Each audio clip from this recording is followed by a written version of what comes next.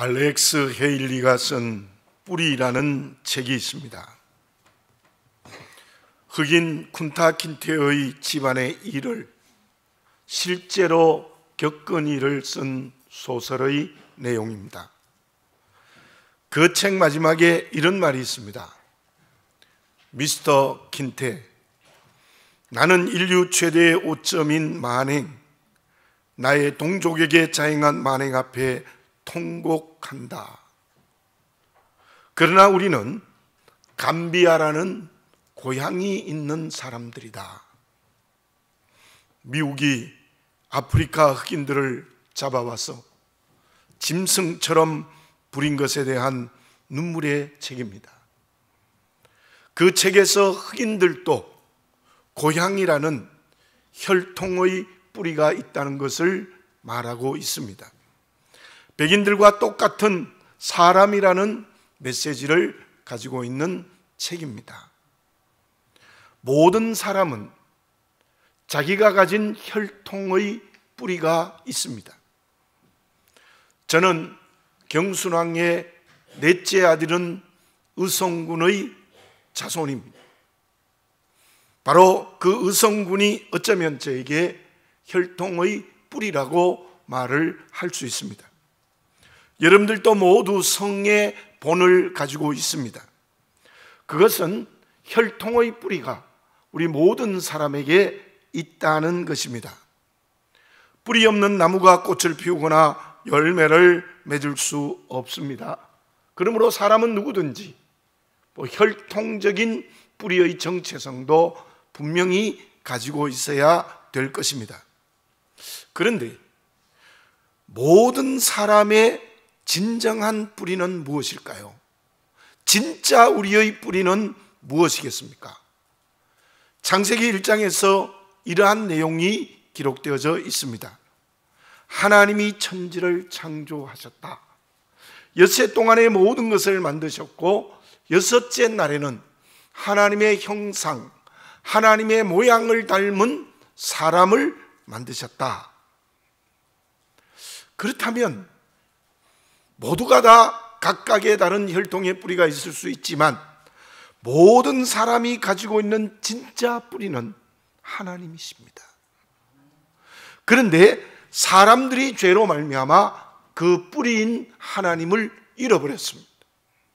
하나님을 잃어버린 사람들에게 하나님께서 은혜와 사랑으로 다시 뿌리를 찾게 해주시려고 하나님이 직접 사람이 되셨습니다.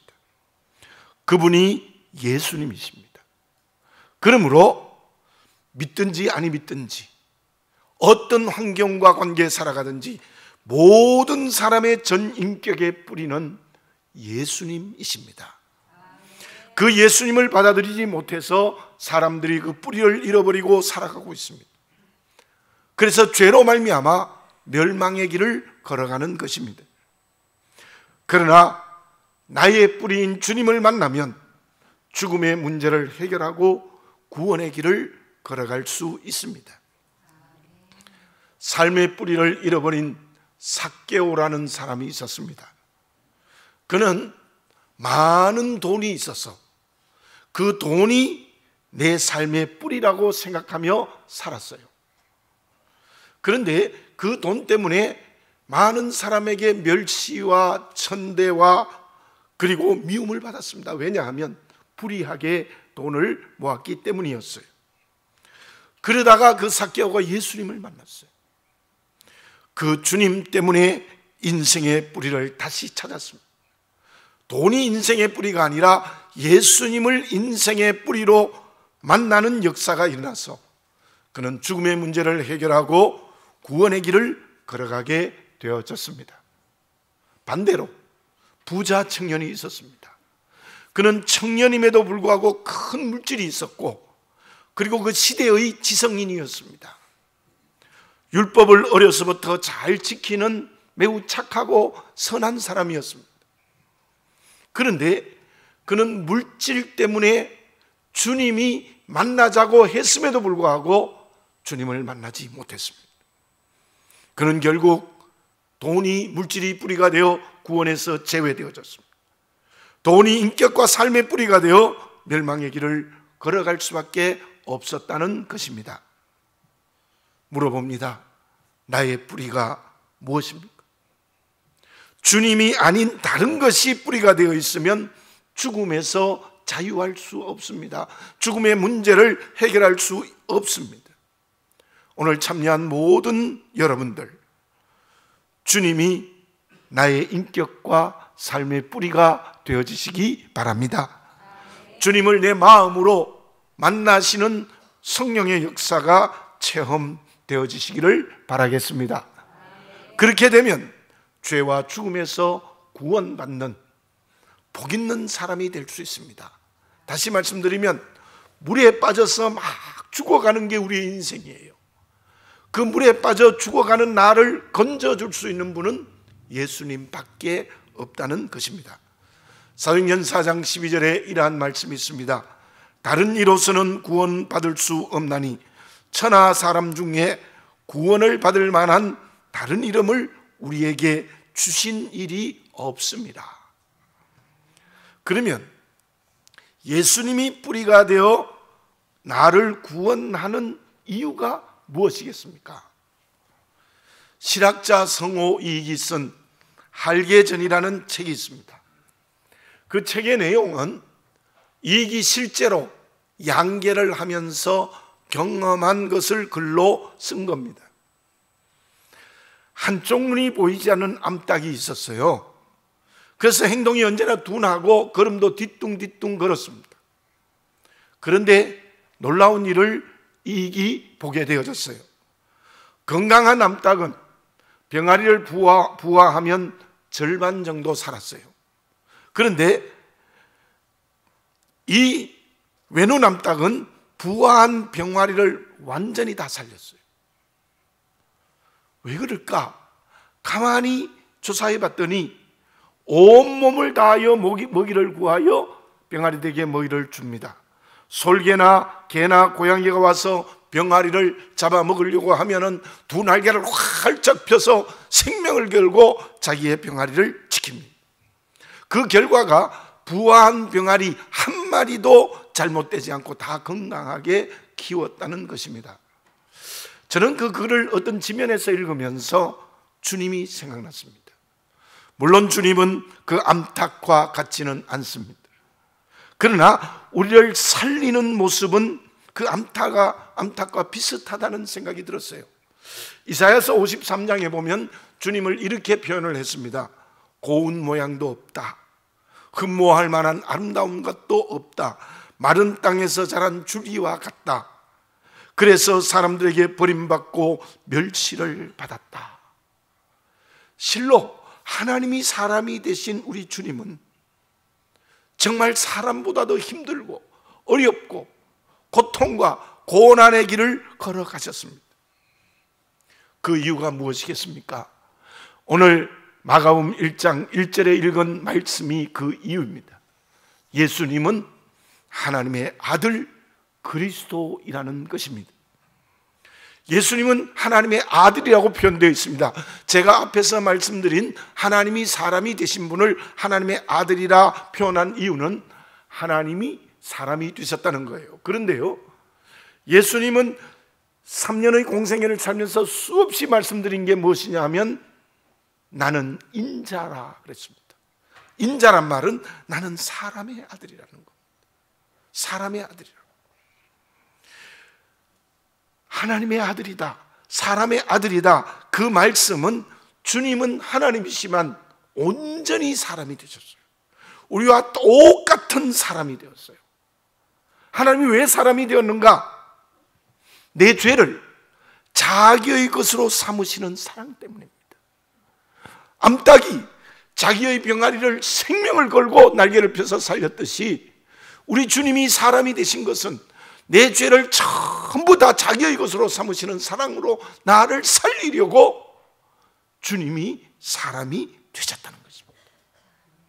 그리고 그 예수님은 그리스도이십니다.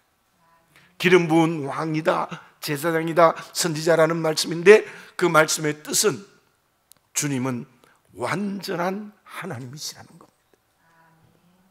여러분, 예수님은 스가몬이나 소크라테스나 공자와 다른 분이십니다.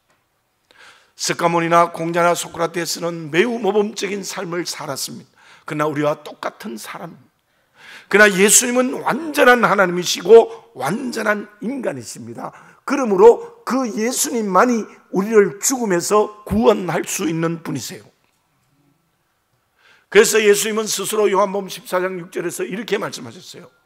나는 길이요 진리요 생명이니 나로 말미암지 않고는 아버지께로 올 자가 없느니라. 내가 생명이야. 나로 말미암지 않고는 아버지께로 올 자가 없다 그랬습니다. 요한복음 20장 31절에도 이렇게 말씀하셨습니다. 너희로 예수께서 하나님의 아들 그리스도임을 믿게 하려 하며 또 너희로 믿고 그 이름을 힘입어 생명을 얻게 하려 함이라. 예수님은 나의 생명이십니다. 그러므로 그분의 이름으로 죄와 죽음에서 구원의 길을 걸어갈 수 있습니다. 이러한 기독교의 진리가 오늘 참여한 모든 여러분들에게 믿어지는 역사가 일어나시기를 바라겠습니다.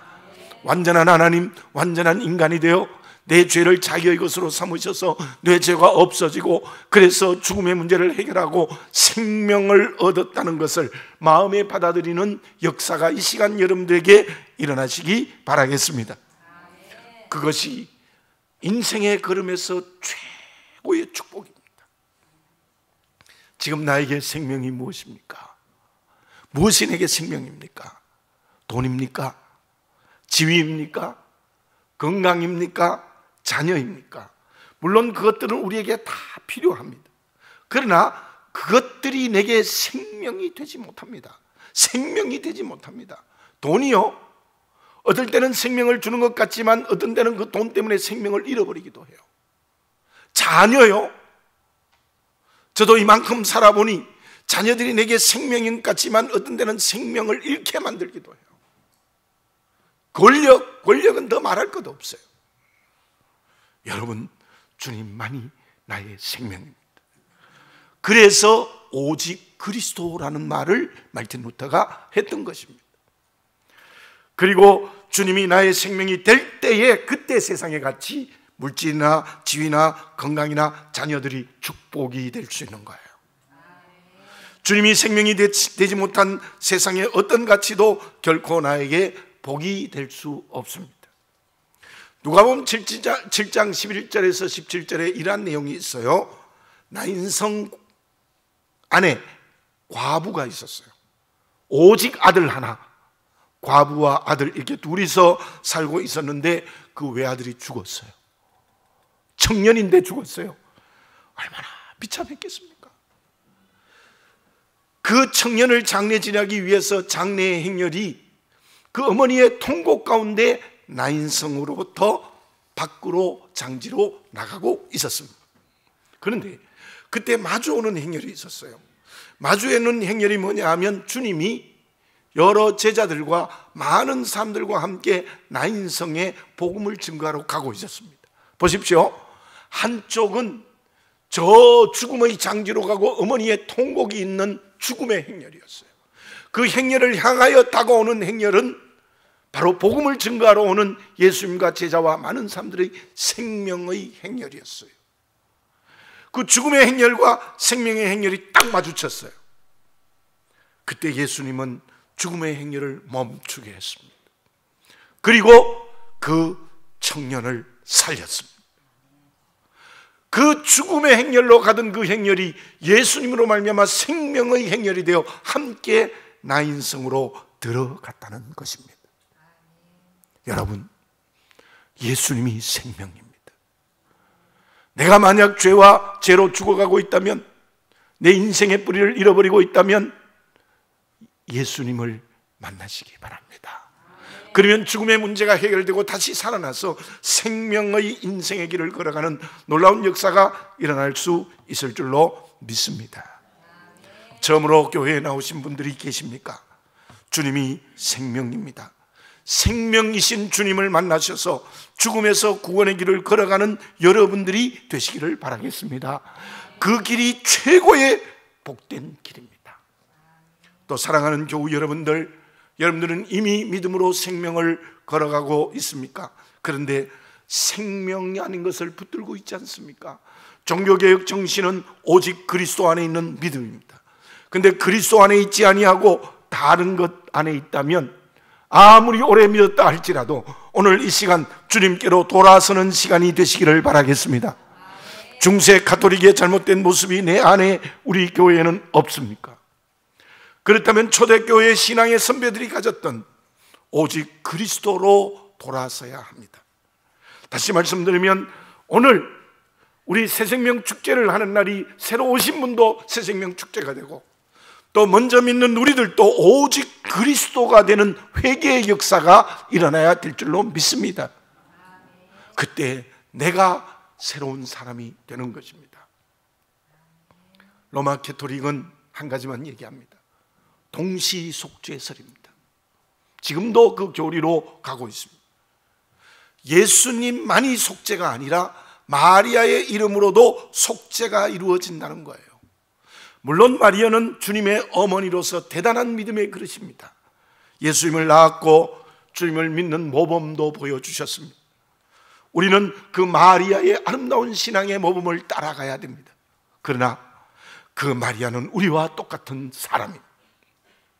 그 마리아가 속죄의 능력이 있는 하나님이 아니라는 겁니다. 결코 주님처럼 속죄의 능력이 없습니다. 그러므로 그 중세 가톨릭은 오직 그리스도가 아닙니다. 오늘 예배를 드리는 모든 교우들에게 간곡하게 부탁드립니다. 오직 예수님이 나에게 생명의 주입니다. 그 주님을 만나시기 바라겠습니다. 다른 것이 생명이 되지 말기 바랍니다. 그러므로 저와 여러분들 모두가 다 죄와 죽음에서 자유하여 구원의 길을 걸어가는 복된 인생이 되어져야 될 줄로 믿습니다. 그러면 예수님이 완전한 하나님과 사람이 되셔서 나를 구원하셨다면 그 주님이 나를 위하여 하신 일이 무엇이겠습니까? 앞에서 말씀드린 그리스도라는 설명에 그 내용이 다 들어있습니다. 첫째로 주님은 왕이십니다. 전능하신 하나님으로서 세상을 창조하셨습니다. 나도 주님이 창조한 피조물입니다. 여러분들 우리가 믿음을 가지고 살아가면 나는 아버지 어머니가 낳은 게 맞죠. 조상들이 뿌리를 가지고 오는 혈통적인 내가 맞아요. 그러나 정말 나를 근본적으로 있게 만든 것은 예수님이세요. 예수님이 나를 창조하신 거예요. 그래서 여기에서 우리가 제일 중요한 신앙이 무엇인가 하면 주님이 이름 그대로 내 인생의 주인이 되셔야 됩니다. 왜냐하면 그분이 나를 창조하셨거든요. 둘째, 주님은 제사장입니다. 앞에서 말씀드린 대로 예수님은 십자가에, 로마의 사형들은 십자가에 살을 찢기고 피를 흘려가며 죽으심으로 말미암아 저와 여러분들의 죄를 자기의 것으로 삼으셨습니다. 십자가에서 제물이 되셔서 내 죄를 전부 자기의 것으로 삼으신 은혜와 사랑입니다. 그로 말미암아 우리는 사망에서 생명으로 옮겨 생명의 길을 걸어갑니다. 얼마나 감사합니까? 이것은 감사의 응답을 해야 될 줄로 믿습니다. 셋째, 주님은 예언자이십니다. 예언자는 하나님의 말씀을 받아 그대로 전하는 사람들입니다. 주님은 지금도 나에게 하나님의 말씀을 들려주십니다. 오늘도 부족한 사람을 통하여 예수님께서 하나님의 말씀을 선포하십니다.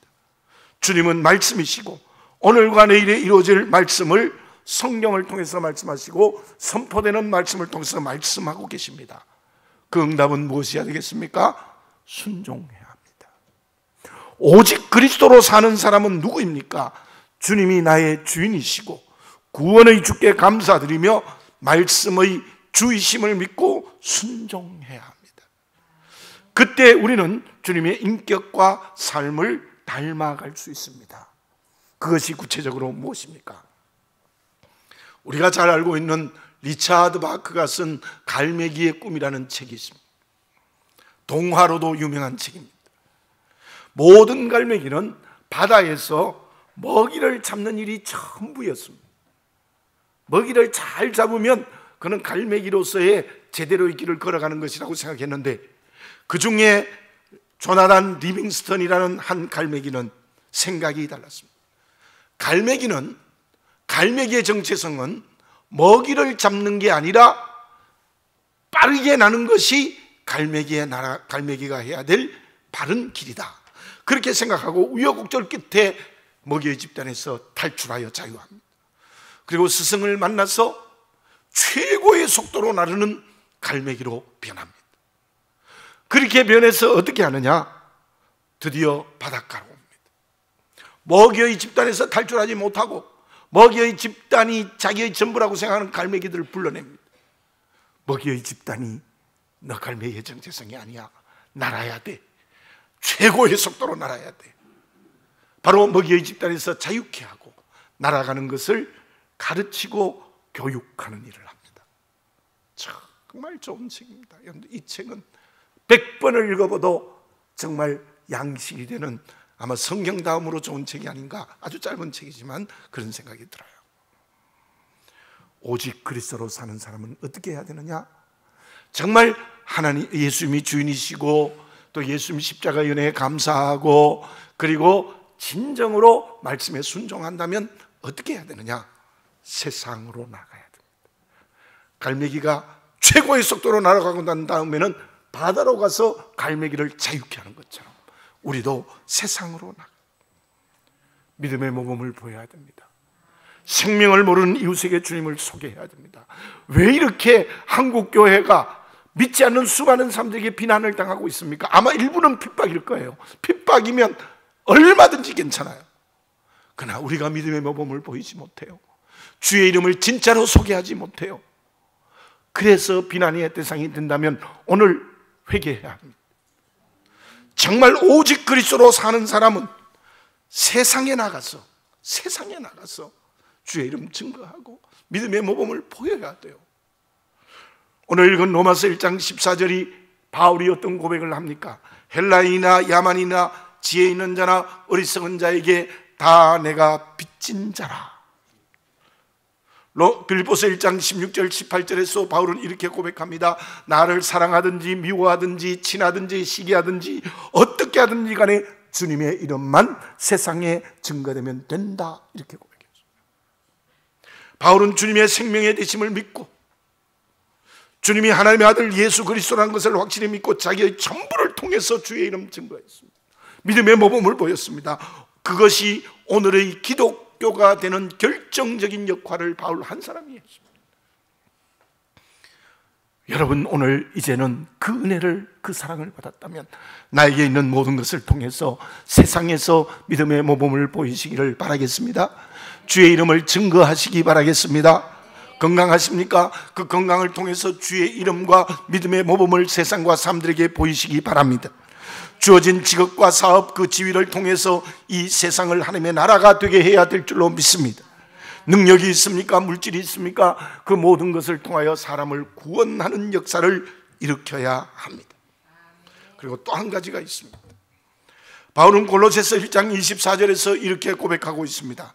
나는 이제 너희를 위하여 받는 괴로움을 기뻐하고 그리스도의 남은 고난을 그의 몸된 교회를 위하여 내 육체에 채우노라. 또 하나는 주님의 몸인 교회를 위하여 주의 고난에 동참하는 사람이 오직 그리스도로 살아가는 사람입니다. 한 사람 때문에 온 교회가 살아 움직일 수 있습니다. 한 사람 때문에 교회가 어려워질 수도 있습니다. 주님이 주인 되시고 구원의 은혜에 감사하고 말씀에 순종하는 또 하나의 실천은 주님의 몸된 교회의 덕을 이루고 사랑하고 헌신하며 봉사하는 것입니다. 몸된 지체들을 사랑하는 것입니다. 특히 약한 지체들을 사랑해야 되는 것입니다. 그러면 오직 그리스도로 사는 사람에게 하나님은 어떤 축복을 줍니까? 오직 그리스도가 내 인격이 되고 오직 그리스도가 삶이 되면 주님의 능력이 나의 능력이 될 수 있을 줄로 믿습니다. 성령이 충만한 능력, 갑절의 능력의 사람이 되게 해 주실 줄 믿습니다. 그 능력으로 우리는 믿음의 모범을 보일 수 있고 세상을 변화시킬 수 있고 주님의 증인이 되고 교회를 새롭게 하는 그릇이 될 수 있다는 것입니다. 왜 실패합니까? 왜 잘못됩니까? 왜 비난의 대상이 됩니까? 그것은 오직 그리스도가 아니기 때문입니다. 어떤 철학자의 말처럼 오늘 이 시간이 이것이냐 저것이냐 둘 중에 하나를 선택하는 시간이 되시기를 바라겠습니다. 처음 교회에 나오신 분들에게 말씀드립니다. 주님이 생명인 줄 알고 그 주님을 만나는 이것을 선택하시기를 바라겠습니다. 믿음으로 살고 있습니까? 오직 그리스도가 인격이 되고 삶이 되는 이것을 선택하시기 바랍니다. 기도드리겠습니다. 사랑하는 아버지 하나님, 오늘 우리 새로 오신 교우님과 또 우리 성도들이 함께 예배를 드립니다. 오직 그리스도만이 우리의 뿌리임을 알고 그 그리스도로 말미암아 죄와 죽음에서 자유하는 생명의 길을 걸어가는 이 진리를 내 마음에 받아들이게 하여 주시옵소서. 우리 교우들 가운데 주님이 생명이 아니고 다른 것이 생명이었다면 회개하는 역사가 일어나게 하여 주시옵소서. 오직 그리스도가 내게 인격과 삶이 되어 이 세상의 믿음의 모범을 보이고 주의 이름 증거하고 하나님의 나라를 이루어가며 온 교회를 사랑으로 하나 되게 하는 헌신과 봉사를 하는 저희들이 되게 해 주시옵소서. 첫째 그리스도가 아니라 오직 그리스도 그것이 우리의 인격과 삶이 되게 하여 주시옵소서.